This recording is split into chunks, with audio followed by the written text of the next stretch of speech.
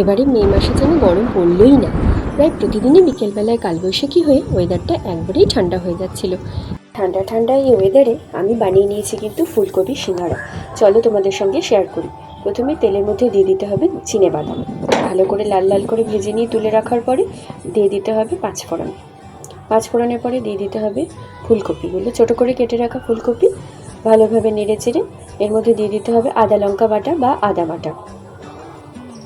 কিছুক্ষণ নাড়াচাড়ার পরে সেদ্ধ করে রাখা আলু এবং ভেজানো ড্রাই ফ্রুটস দিয়ে দিতে হবে। এরপরে দিয়ে দিতে হবে ভিজিয়ে রাখা কসুরি মেথি, বিট লবণ এবং হলুদ এবং ভেজে রাখা ফুলকপি দিয়ে ভালোভাবে নেড়ে চেড়ে ফুলকপির পুরটা আমরা তৈরি করে নেব। এটি হলো সিঙ্গাড়ার আসল পুর। এবং নামানোর আগে দিয়ে দিতে হবে আগের থেকে রেডি করে রাখা ভাজা মশলা।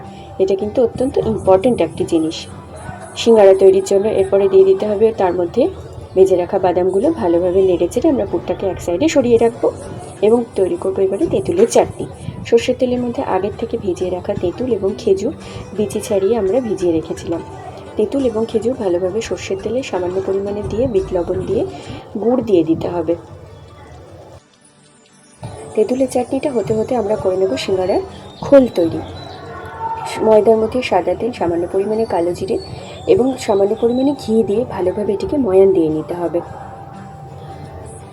ভালো করে মেখে নিয়ে আমরা ডাব ডাব করে দেখে নেব যে ময়ানটা তৈরি হয়েছে কিনা। সামান্য পরিমাণে নুন মিশিয়ে দিয়ে ভালো করে দেখে নিতে হবে। এরকম হয়ে গেলে জানা যাবে ময়ানটা হয়ে গেছে এবং আমরা এটাকে উষ্ণ গরম জলে মেখে নেব। তারপরে তেঁতুলের চাটনিতে ভেজে রাখা জিরে গুঁড়ো এবং গোলমরিচ দিয়ে ভালোভাবে নেড়ে চেড়ে আমাদের ইতিমধ্যে তেঁতুলের চাটনি কিন্তু তৈরি। আধ ঘন্টা ময়ান দিয়ে রেখে দেওয়ার পরে ময়দাটাকে ভালো করে ঠেসে বড় বড় আকারে লেচি কেটে নিতে হবে। বড় বড় করে লেচি কেটে ঠিক লম্বালম্বি এভাবে বেলে নিতে হবে এবং মাঝ বরাবরে কেটে নিতে হবে। এখান থেকে আমাদের দুটো সিঙ্গাড়া তৈরি হয়ে যাবে। এইভাবে ঠিক দেখো, এইভাবে ট্রায়াঙ্গেল করে মুড়ে নিয়ে ঠিক সিঙ্গাড়ার খোলটা তৈরি করে গেলে এক সামান্য পরিমাণে পুরটা দিতে হবে। পুরটা একটু সাবধানেই ভরো যাতে বেরিয়ে না যায়। ঠিকঠাক পরিমাণে ভরে ভালোভাবে কিন্তু আমাদেরকে মুড়ে নিতে হবে। দেখো কি সুন্দর রেডি হয়ে গেল আমাদের ট্রায়াঙ্গেল সিঙ্গাড়া। আরেকটিও আমরা তৈরি করে দেখিয়ে দিচ্ছি।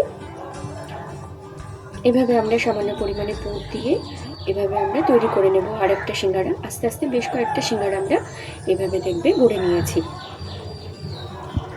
কড়াইতে ইতিমধ্যে কিন্তু ডুবো তেলে আমাদের সিঙ্গাড়া ভাজতে হবে। আমরা সিঙ্গাড়া তেলটা কিন্তু গরম করতে দেব এবং সিঙ্গাড়াগুলো কিন্তু একদম মিডিয়াম আছে ভাজা হবে, জোরে কিন্তু ভাজা হবে না।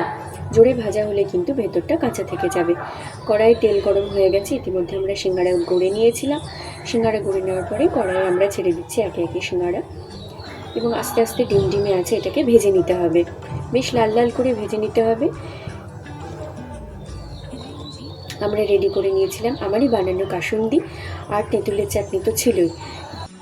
দু রকমের চাটনি দিয়ে আমি পরিবেশন করেছিলাম, কাসুন্দি এবং তেঁতুলের চাটনি দিয়েই আমি পরিবেশন করেছিলাম সিঙ্গাড়া। দেখো মুড়ির সাথে আমরা পরিবেশন করেছিলাম সিঙ্গাড়া। বৃষ্টির দিনে ঠান্ডা ঠান্ডা ওয়েদারে শীতকালেও তোমরা ঠিক একই উপায়ে বানিয়ে নিও সিঙ্গাড়া। ফুলকপির সিঙ্গাড়া কেমন লাগলো তোমরা কিন্তু অবশ্যই জানিও।